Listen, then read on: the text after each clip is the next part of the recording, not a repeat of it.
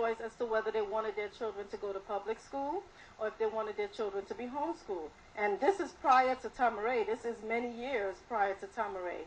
And if you look at the reality is that all those people that was raised, say, back in the Ansarullah days up until, to me, there were guidelines and laws and restrictions and respect levels and all of that that was laid. And none of those people are getting up saying, oh, he did this to us, or this is wrong, or we were unhappy with our nation.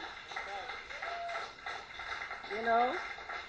It's a very small group. You cannot tell me that a person who's given 30-some-odd years of their life raising people, you know, all of a sudden, he's 60-something years old and he's being persecuted for something like that. He's been around thousands of people, thousands and thousands of people, and all of a sudden, he can be given 135 years for 5 out of 13 people saying a whole bunch of hearsay, as they told the Sister Farah. Her testimony was hearsay. He's able to get 135 years for hearsay. I mean, it's like, this is really ridiculous, you know. And what I would like to say to those people is that, you know, it's time to really stop the foolishness. I mean, come on, y'all. I know y'all, we all know who's who had, you know, their bad habits, whose genetic problems is not our fault, it's not our, you know, issues. I mean, we don't have to worry about if you have a problem because it's your family gene and you want to go link back up with your family. That is your business. You don't have to bring the whole community down because you want to meet your father, or this person feels that they want to become an alcoholic, or I mean, if you don't like the guidelines of the community, what did people do when they didn't like the guidelines? They left. They left. I mean, so the reality is that you leave and then you look back, the grass isn't greener on the other side. All you have to do was come back home. You didn't have to destroy the whole organization. I mean, did you have to bring everybody down because you're unhappy? Okay, sure, you left, you're mad. You called back, we won't take your calls for a little while. It happens. I mean, if you leave home and your parents are mad at you, what happened? I've left home and my father was mad at me. Let me try to call him on the phone. He's like, click. She can chill for a month. That's the reality. So just because you didn't get your phone calls answered, or your mother couldn't get the power she would like, or you couldn't buy the house of your dreams, does not mean you have to destroy everybody's lives. We have children. You know, who thought about the fact that little children were going to get dragged around? And of the people that I've spoken to, of those from that other side or their relatives or whomever that I've spoken to, the reality is that everybody's saying the same thing. We had no idea it was going to go that far. They told us they already had things in place. It was already set up. And the reality is that they were used. I mean, like, really, family, they were really, really used. You know what I'm saying? It's a reality. Anybody that's spoken to any of them knows that they were used, and now it's a reality of how we're going to undo this mess, because it's so tangled.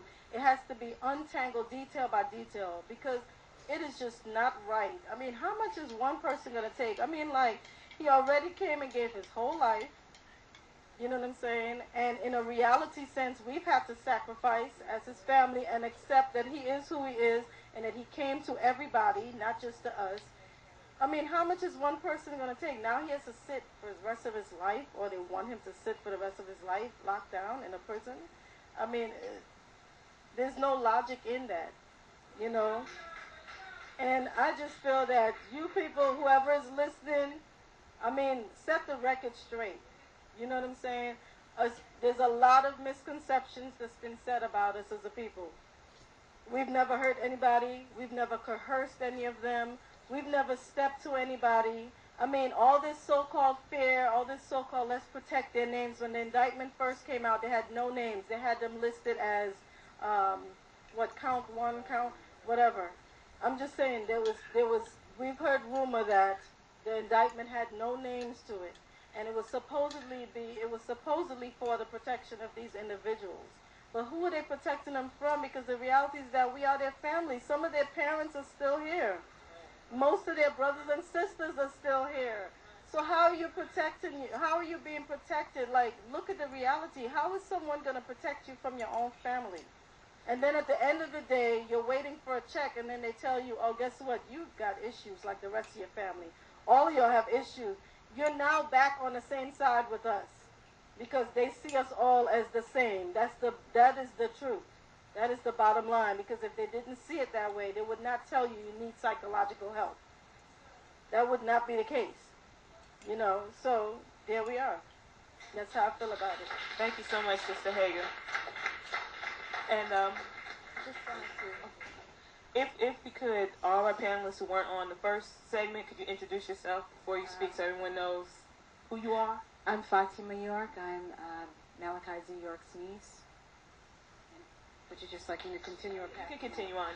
Okay. I just wanted to kind of piggyback off of what my cousin was saying about growing up in the community and making decisions to leave if you feel that there's something that is not doable for you, if you will. I mean, if you feel that there's a problem, and I'm just saying that because I use myself as the example. I was young and I would look outside and think, gosh, look at all that stuff going on out there. It really wasn't anything going on, but my life was so regimented, and I didn't get it then. I didn't get that I was being taught to live a very simple life, a life that was not full of a lot of drama and clutter and all of that stuff. I didn't get that until I actually stepped out there on my own. When I was inside, oh my God, I was a little kid, I was like, wow, look at all the stuff they get to do, you know. And really, some of the very same people that, you know, because at some point I did go out to public school. Some of the very same people that I went to public school with are now dead. Overdose, prostitution, crack, I mean, all of that. And those are all the things that I was shielded from. And I couldn't, you know, when you're young, you really don't get it because you really haven't had that experience, you know. And as my cousin was saying, we weren't exposed to certain things, so it seemed very interesting, you know, like, wow, that's interesting. I could do that, or I could be a singer, which is what I thought I wanted to do until I got a chance to do it. And then I realized that it was really not all it was cracked up to be. Really, all they do is exploit you and put you through a lot of drama and rape you, really. But I'm just saying, you know, I was one of those people that was inside and being groomed to be a virtuous woman. Virtuous. And, you know, they say, you know, you teach a child in the way that he should go and he'll never part from it.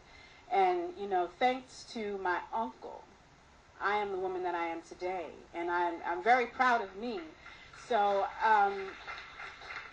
and I didn't have to leave. I didn't have to leave and make a scandal. I actually had that conversation with myself, you know, one day, like, you know, you made this decision and it wasn't really bright. How are you going to get back? And you know what? I just want to say to anybody that's out there that wants to come back, just come back. Just come back.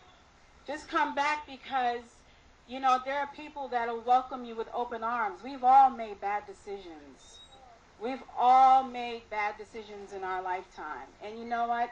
However bad it may appear, and we realize that a lot of it was media hype. I mean, we all watch television, Superman and Batman and all that stuff. How real is that stuff? It's not real. Let's face that.